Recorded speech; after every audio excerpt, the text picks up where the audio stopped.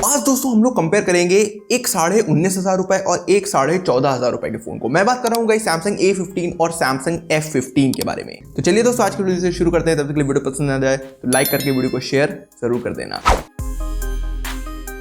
तो यहाँ पे अगर हम लोग डिजाइन एस्पेक्ट से बात करें तो आपको सबसे अच्छी डिजाइन मिलेगी A15 में।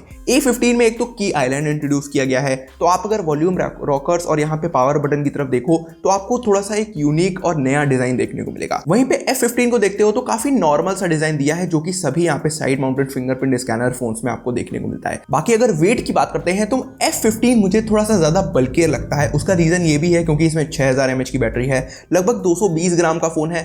वहीं पे आप अगर A15 को देखते हो तो अराउंड 200 ग्राम्स का वो फोन है, लेकिन उसमें 5000 mAh की बैटरी भी है। तो अगर मैं हैंडी फोन की बात करूं कि कंफर्टेबल कौन सा रहेगा तो A15 डेफिनेटली कंफर्टेबल है। एक और इंपॉर्टेंट डिफरेंस है, यहाँ पे A15 का जो बैक पैनल है वो कंप्लीटली मैट फिनिश के साथ आता है और 20,000 के नीचे सैमसंग ने कभी मैट फिनिश नहीं दिया है, तो ये पहला फोन है जिसमें आपको मैट फिनिश मिलता है। बट वहीं F15 को अगर आप देखते हो तो ये कंप्लीटली आपको प्लास्टिक बैग देखने को मिलती है, तो बिल्कुल एकदम नॉर्मल वाली आपको फील आएगी। साथ ही में अगर सिम स्लॉट्स को देखते हो तो वो भी आपको सेम मिलते हैं, हाइब्रिड सिम स्लॉट दोनों में ही दिए गए हैं। 2 सिम चलाओ या एक सिम और एक SD कार्ड का यूज कर सकते हो। तो बिल्ड एंड डिजाइन एस्पेक्ट में डेफिनेटली A15 अच्छा है। यहाँ पे आपको मैट फिनिश मिलता है, साथ ही में आपको की आइलैंड दिया गया है, जो कि ये सारी चीजें F15 में नहीं है। तो डिजाइन के लिए अगर देखते हो तो A15 आपको पसंद आएगा।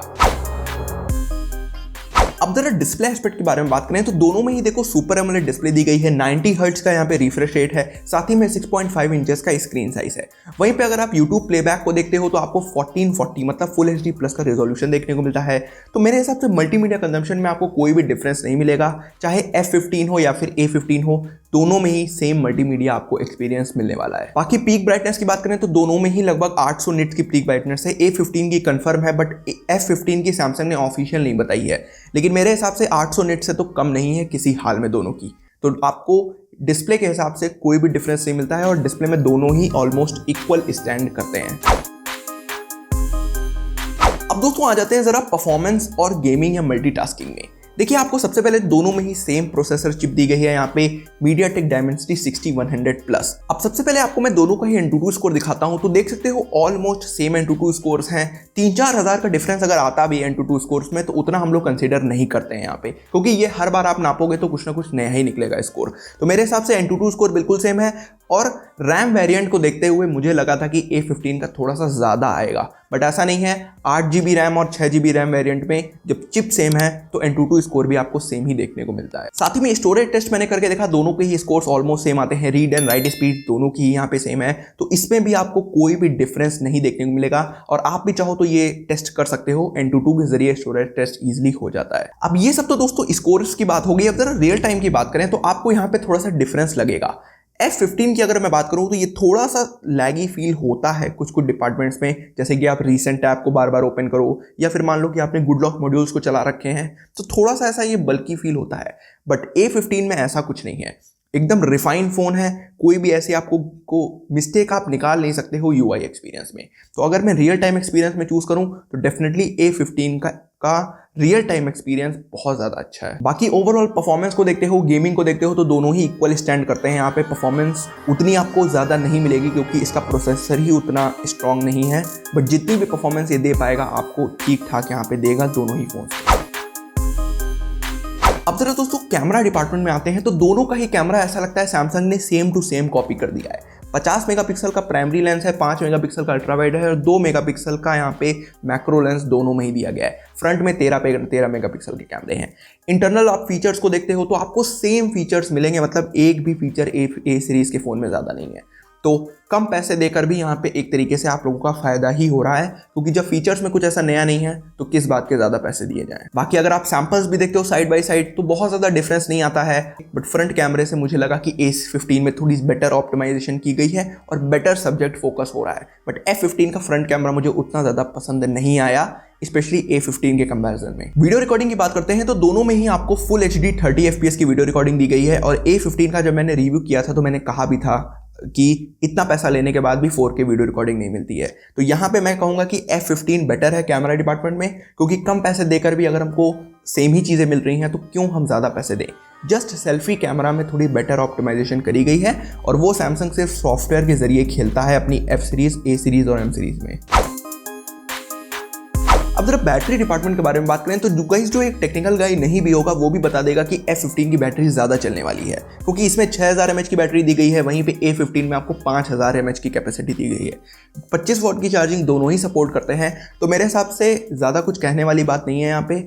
आपको डेफिनेटली F15 में बेटर बैटरी बैकअप मिलेगा। और मैंने जितना इसको टेस्ट किया है, एक हफ्ते में 15-15, 16-16 घंटे का SOT दिए हैं इसने, और वाईफाई पे अगर मैं यूज़ करता हूँ तब तो 19-20 घंटे का SOT आ जाता है। तो मेरे हिसाब से बैटरी के लिए तो मैं आंख बंद करके F15 के साथ जाना चाहूँगा। अननेसेसरी मुझे A15 में पैसा लगाने की ज़रूरत नहीं है।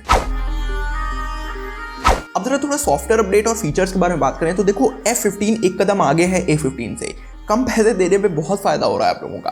देखिए, F15 out of the box One UI 6.1 के साथ आता है, वहीं A15 में अभी तक One UI 6.1 नहीं आया है। ये आप आज भी खरीदने जाओगे तो आपको One UI 6 ही देखने को मिलेगा।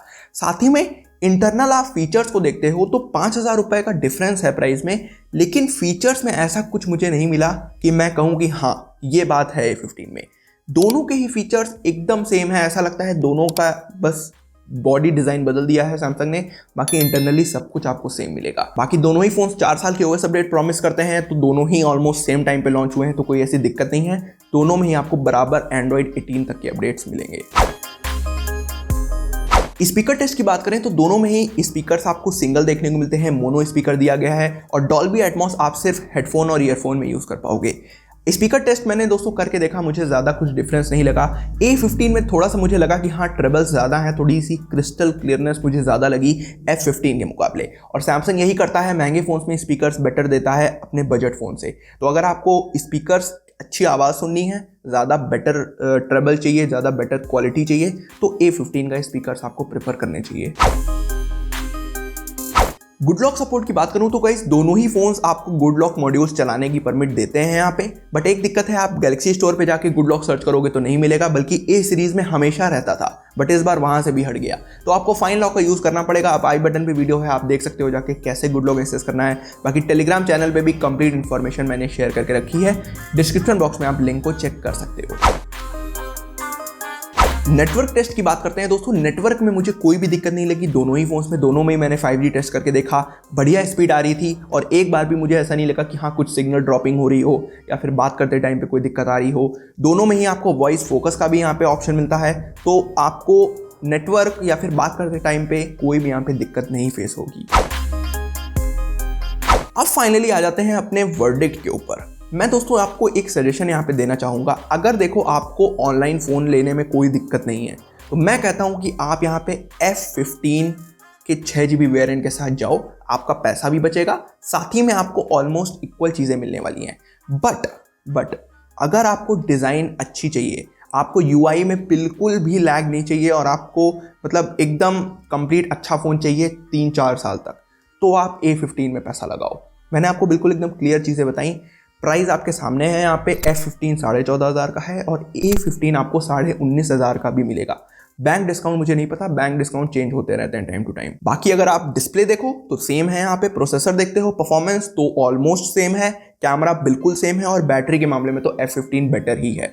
तो मैंने आपको बता दिया कि A15 सिर्फ वही लोग चूज करें जिनको ऑफलाइन पोस्ट फोन लेना पसंद है, और दूसरी चीज उनको कोई भी लैग नहीं चाहिए इतना सा भी। बट अगर आपका बजट टाइट है, 15,000 के अंदर ही फोन लेना है, तो मेरे हिसाब से F15 एक बहुत अच्छा ऑप्शन होगा आज के टाइम पे। तो ये गाइज मैंने कंप्लीट कंपैरिजन कर दिया A15 और F15 का। अब आपके कुछ भी सवाल हो तो प्लीज बिना सोचे आप लोग कमेंट में लिखिए, मैं जल्दी से जल्दी रिप्लाई देने का प्रयास करूंगा। साथ ही में प्लीज वीडियो को शेयर कर देना अपने फ्रेंड्स एंड फैमिली मेंबर्स के साथ, ताकि उनको भी अगर कुछ डाउट्स हो तो वो भी मेरे से कमेंट्स में पूछ सकें।